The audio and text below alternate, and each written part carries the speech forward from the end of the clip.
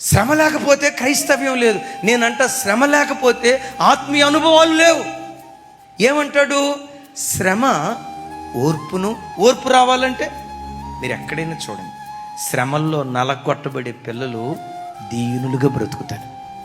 శ్రమల్లో నలగొట్టబడే సేవకులు దీనులుగా బ్రతుకుతారు. తెలుసా, శ్రమల్లో ఎవడు నలగొట్టబడతాడో వాడు ఓర్పు కలిగిన వాడిగా మారిపోతాడు. శ్రమలు నీకు వస్తే భయపడకు, నీకు ఓర్పును నేర్పబోతున్నాయి. శ్రమల మధ్యలో నలగొట్టి యేసయ్య సౌశల్యము ఎలాంటిదో, యేసయ్య రూపాన్ని శ్రమల ద్వారా దేవుడు నీలో చూడటం ప్రారంభిస్తాడు. ఎన్ని శ్రమలు వచ్చినా ఒకటే నమ్ము, ఎదురయ్యే ప్రతి శ్రమ చక్కటి సౌశీల్యాన్ని నీకు ఇవ్వబోతుంది, చక్కటి గుణగణాలు నీకు ఇవ్వబోతుంది. యేసయ్య ఎట్టివాడు? యేసయ్య ప్రేమ కలిగిన వాడు కదా.